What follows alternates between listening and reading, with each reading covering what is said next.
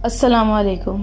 میں سدرا محسن سعدیہ عابد کے بہترین ناول قفس کے پنچھی کی 24ویں قسط کے ساتھ حاضر ہوں.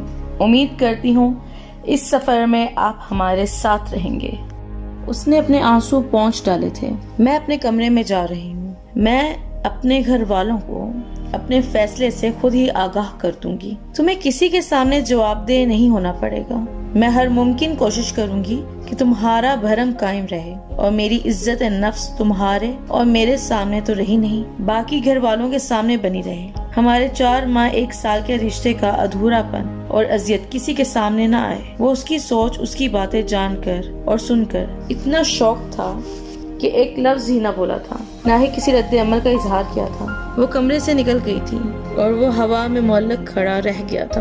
آخری بار اس نے کتنی پر حقیقت اور بامعنی گفتگو کی تھی، مگر وہ سب کچھ جانتے مانتے تبدیلی لائے بغیر ہی گمراہی اور اپنی سوچ کے حصار میں بندھا دیس ہی چھوڑ گیا تھا.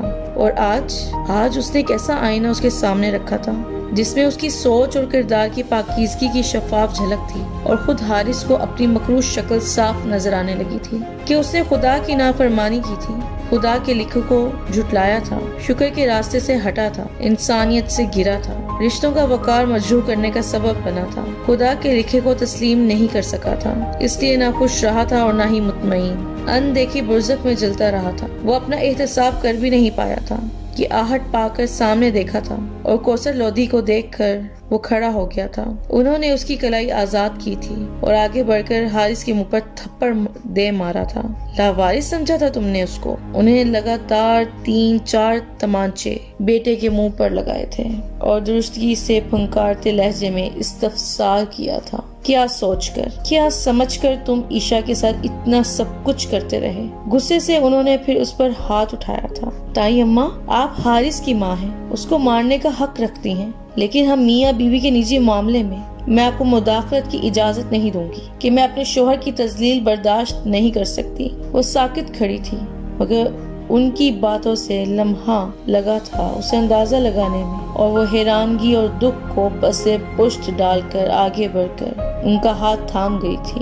اس کا لہجہ بھیگا ہوا تھا اور آنکھوں سے آنسو گرنے لگے تھے. تف ہے تجھ پر، لعنت ہے تیری سوچ پر. تو نے کیسی ہیرا لڑکی کو بے مول کر دیا، جس کو تو صبح شام اذیت دیتا رہا، جسے ذلیل کرنے کے بہانے تلاشتا رہا، وہی آج تیری ڈھال بن گئی. اچھا نہیں کیا تو نے حارث، میں تجھے کبھی معاف نہیں کروں گی. وہ تکلیف سے کہتی شدتوں سے رو رہی تھی. تائی اماں، یہ آپ کا مجرم نہیں ہے، اور جب میں ہی اسے اپنا مجرم نہیں مانتی تو یہ آپ کا مجرم کیسے ہو سکتا ہے؟ وہ ان کا ہاتھ تھام گئی تھی. تو اس بے حس شخص کو اپنا مجرم نہیں مانتی؟ وہ کتنی حیرانگی سے بولی تھی، اور وہ اذیت سے مسکرائی تھی، اور وہ شرمندہ سا کھڑا تھا سرخ چہرے کے ساتھ. مگر میں اسے اپنا مجرم مانتی ہوں کیونکہ اس نے مجھے میری نگاہوں میں ہی گرا دیا ہے. ایسی تو نہ کی تھی میں نے اس کی تربیت کہ یہ انسانیت کے درجے سے ہی گر جائے. وہ بیٹے کو جن نگاہوں سے دیکھ رہی تھی وہ کھڑے کھڑے ہی مر گیا تھا. کتنا مان تھا اپنے بیٹے پر، اپنی تربیت پر، مگر اس نے میری ممتا کی لاج رکھی، نہ میری تربیت کی اور نہ ہی رشتوں کی. نہ رسائی کی آگ میں جلتا رشتوں کا تقدس ہی بھلا بیٹھا. اس کی گھٹیا سوچ، عمل اور کم ظرفی نے مجھے جیتے جی مار ڈالا ہے. سارے ضبط کے بندھن ٹوٹ گئے ہیں اور وہ ماں کا رونا برداشت نہ کر سکا. تڑپ کر ان کے سامنے آ رکا تھا. مما، اس کے لبوں سے سرسراتا ہوا نکلا تھا. نہ کہہ ماں مجھے حارث، میں تجھ سے اپنا ہر ایک رشتہ ختم کرتی ہوں. تجھ جیسی اولاد ہونے سے بہتر ہوتا کہ میں بے اولاد رہتی. تجھے ہمیشہ لگا تھا کہ میں عائشہ کو تجھ سے بڑھ کر چاہتی ہوں، لیکن میں نے تو کبھی فرق ہی نہیں کیا تھا. فرق تیری سوچ میں تھا. میں نے تم دونوں کو اپنے حلق کا نیوالا کھلایا، مگر تیرے حلق کا نیوالا کبھی عائشہ کے منہ میں نہ ڈالا. میں تو خود غرض بن گئی. جانتی تھی کہ تو عائزہ سے پیار کرتا ہے، مگر سب کچھ جانتے بوجھتے ہوئے تیری شادی عائشہ سے کروائی کہ یہی واحد تھی جو تجھے محبت دے سکتی تھی. اور تو ہیرا جیسی با حیا، با کردار، با سیرت اور خوبصورت لڑکی کی قدر نہ کر سکا. میں تجھے دودھ نہیں بخشوں گی حارث، کبھی تجھے معاف نہیں کروں گی. عائشہ کا ایک آنسو تجھے معاف نہیں کروں گی. مروں تو نہ مجھے کندھا دینا، نہ میری شکل دیکھنا. قسم ہے تجھے. تائی اماں پلیز، آپ کو میری قسم، ایسا کچھ نہ کہیں، میری خاطر کوئی غلط فیصلہ نہ کریں. وہ ان کو ٹوک گئی تھی. ان کے کندھے پر ہاتھ رکھے سسکنے لگی تھی. حارث نے میری عزت نفس، میرے پندار کو ٹھوکروں پہ رکھا، مگر آپ میری عزت رکھ لیں، میرے صبر کو رائگاں ہونے سے بچا لیں. آپ کے آگے ہاتھ جوڑتی ہوں تائی اماں، جو جان گئی ہیں اسے بھول جائیے، مجھے کسی سے کوئی شکوہ نہیں ہے، میری عزت کو سر عام نیلام ہونے سے بچا لیں، میرے شوہر کی تذلیل نہ کریں، میں برداشت نہیں کر سکتی۔ حارث پر انگلی نہ اٹھے اس لیے تو میں نے اپنے کشیدہ تعلقات کی کسی کو بھنک بھی نہ پڑنے دی، اب آپ جان ہی گئی ہیں تو چرچا نہ کریں، میں مر جاؤں گی تائی اماں، خدا را ایسا نہ کریں۔ وہ بلکتے تڑپتے ان کے پاؤں جکڑ گئی تھی اور سر ان کے گھٹنے پر رکھ دیا تھا۔ وہ اس عظیم عورت کو دیکھ پانے کی خود میں ہمت نہیں پا رہا تھا، وہ اس کو زمین بناتے بناتے خود زمین بن گیا تھا اور وہ آسمان کی طرح ہی اپنی سوچ اور عمل کے ذریعے بلند کی بلند ہی رہی تھی۔ کوثر لودھی نے اس کے سر پر ہاتھ رکھا تھا اور وہ رو رہی تھی، وہ اسے اپنی باہوں میں سمیٹ لینا چاہتی تھی، لیکن اس کی ایک طرف لڑک جانے پر ان کی چیخیں بلند ہو گئی تھی۔ وہ یہ برداشت نہیں کر سکی تھی کہ کوثر لودھی سب جان گئی ہیں، جبکہ انہیں حقیقت 1 ماہ قبل معلوم ہو چکی تھی۔ انہوں نے ایشر لودھی کی ڈائری پڑھ لی تھی، جب سے ہی وہ اذیت میں تھی کہ حارث سے اتنی بے حسی اور ظلم کی امید نہ تھی، اس لیے انہوں نے بیٹے کو طلب کر لیا تھا۔ حارث جس نے کبھی نہ واپس آنے کا ارادہ کر کے ملک کو خیر آباد کہا تھا، ماں کے دودھ نہ بخشنے کی دھمکی پر پاکستان آ گیا تھا، مگر اسے اندازہ نہیں تھا کہ یہ واپسی اس کے لیے آگاہی کے در کھولے گی اور وہ اپنی ماں اور اپنی محبت سے دور ہو جائے گا۔ وہ سب ہاسپٹل میں تھے، 11 گھنٹے گزر گئے تھے اور کوئی امید نظر نہیں آ رہی تھی۔ 1992 8واں مہینہ 24 تاریخ حارث لوٹ کر آیا، پورا طویل ہجر زدہ 1 سال لگا کر، مگر اس کی خود اذیتی کا وہی عالم تھا، اور جو فیصلہ وہ مجھ سے کروانا چاہتا تھا میں نے کر لیا، مگر میں نہیں جانتی تھی کہ ایک نئی اذیت میری منتظر ہے۔ میں نہیں جانتی تھی کہ حارث اچانک تائی اماں کی قسم دینے پر لوٹ کر آیا تھا کہ میں تو گزرے ماہ میں یہ جان ہی نہیں سکی تھی کہ تائی اماں حارث کی دی تمام اذیتوں کے بھید جانتی تھی۔ میں مما اور تائی اماں کو نہیں، وہ دونوں مجھے دھوکہ دے رہی تھی۔ میرے دھوکے میری خوشیوں، میری خوش قسمتی اور خوش نصیبی کی آس میں شریک تھی۔ خیر، تائی اماں نے تو میری ڈائری پڑھی تھی، مگر مما وہ اتنی انجان نہ تھی جتنا میں نے سمجھا۔ میری دونوں ماؤں نے میرا بھرم رکھا، اور جس دن میرا بھرم ٹوٹا میں بھی ٹوٹ گئی تھی کہ حارث سے طلاق کا فیصلہ میں نے جس کرب اور اذیت سے گزر کر اپنا دل پتھروں سے کچل کر کیا تھا، اس کی اذیت اور کرب کا واقف صرف میرا اللہ ہے۔ وہی درد کم نہ تھا کہ بھرم بھی نہ رہا، دل تو زخمی تھا، نئے بار سہ نہ سکا، دل کا دورہ پڑا تھا۔ 11 گھنٹوں کے بعد مگر اپنوں کی دعاؤں اور رب کی رضا سے زندگی کی طرف واپس لوٹ آئی تھی۔ موت مسکرا کر پلٹ گئی تھی، یہ کہہ کر کہ چند سالوں بعد آؤں گی، کہ میں نے آنا تو ہے ہی۔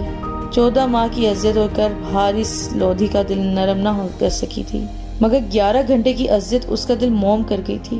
میری زندگی اور موت کی کشمکش کے 11 گھنٹے حارث لودھی کو میرے وجود کے، میرے ہونے کی اہمیت کا اندازہ کروا گئے، اور جب میں صحت یاب ہوئی تو میں نے حارث لودھی میں واضح تبدیلی دیکھی، اس کی آنکھوں میں اپنا عکس دیکھا، مگر اسے کبھی زبان سے اعتراف نہیں کیا۔ اذیت طویل تو ضرور تھی، مگر رب کی رحمت کا مقابلہ تو کسی چیز سے ہو ہی نہیں سکتا، کہ رب ایسا مہربان ہوا کہ زندگی کی کٹھنائیاں ہی مٹ گئیں۔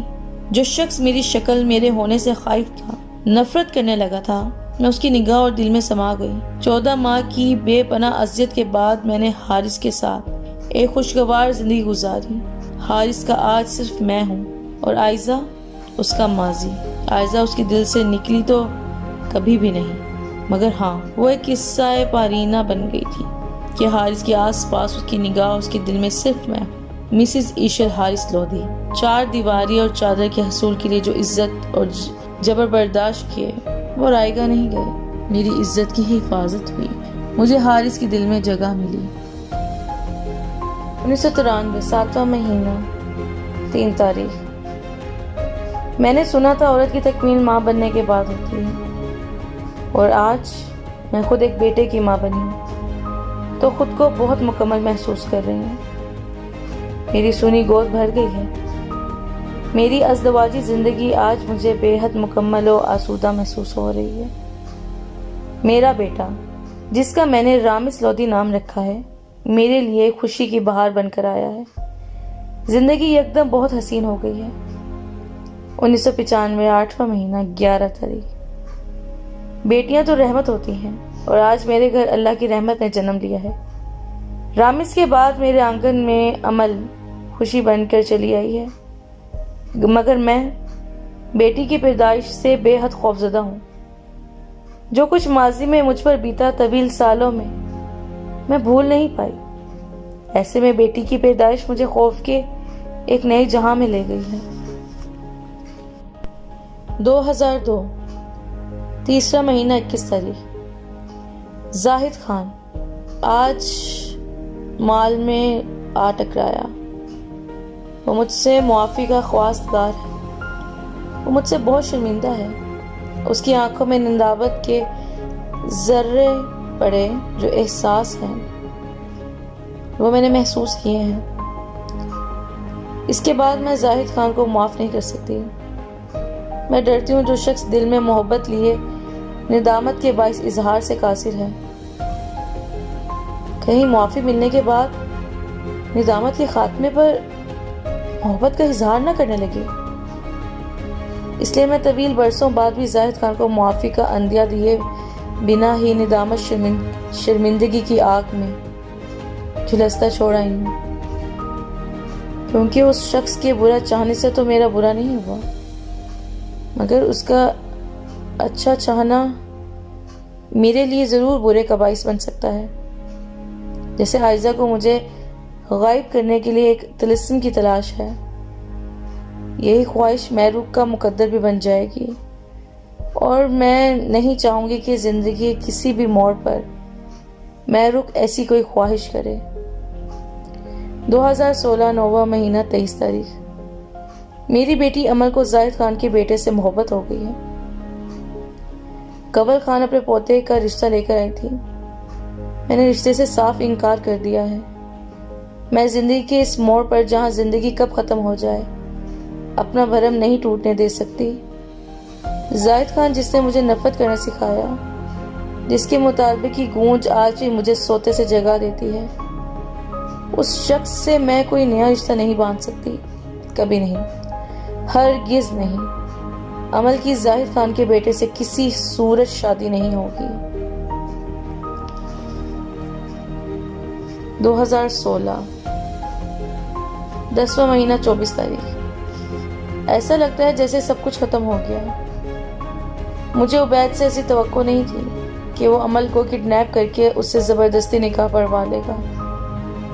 وہ ایسا امل کی محبت میں کرتا تو دل کو ایک ڈھارس بھر رہتی، لیکن عبید نے یہ انتہائی قدم امل کی محبت میں نہیں، باپ کو سب کی نظروں میں سرخرو کرنے کو اٹھایا ہے۔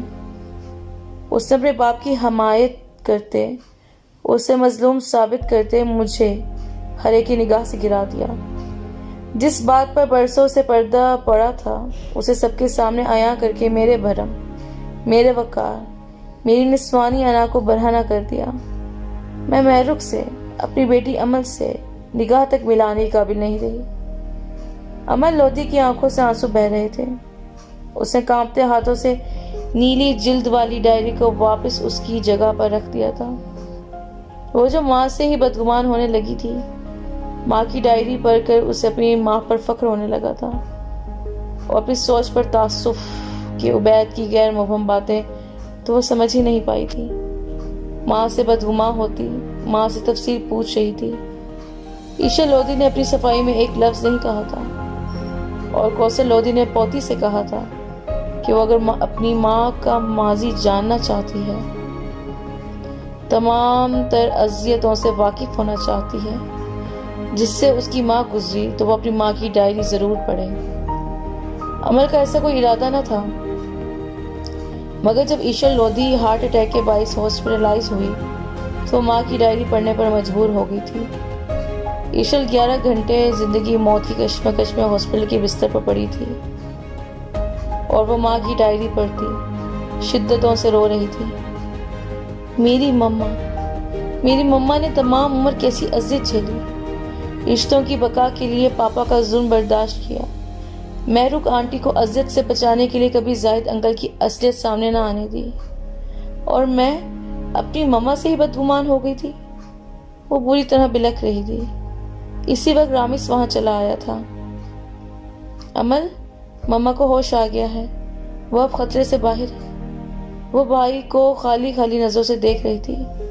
رامس نے اس کے کاندھے سے لگا لیا تھا۔ میں تمہیں لے جانے آیا ہوں، ماما تمہیں بلا رہی ہیں۔ رامس نے بہن کے آنسو صاف کرتے ہوئے کہا تھا۔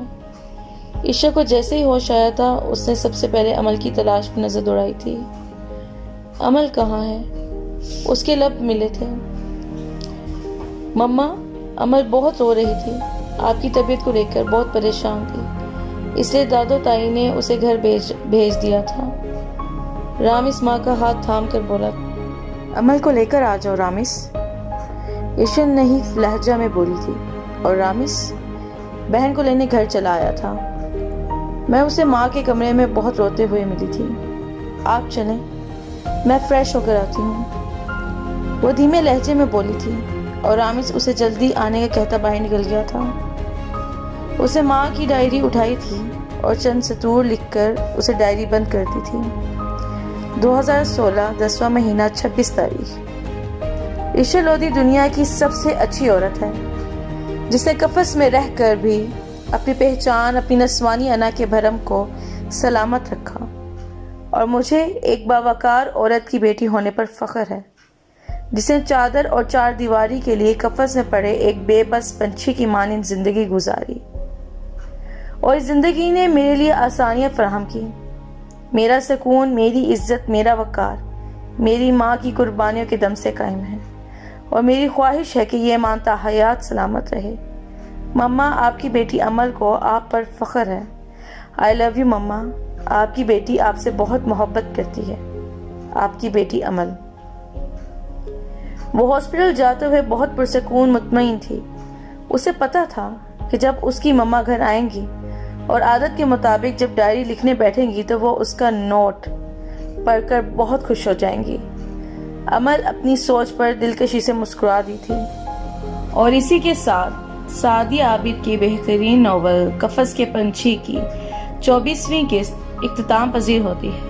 25ویں قسط کے ساتھ انشاءاللہ جلد حاضر ہوں گے۔ تب تک کے لیے اپنا خیال رکھیے گا۔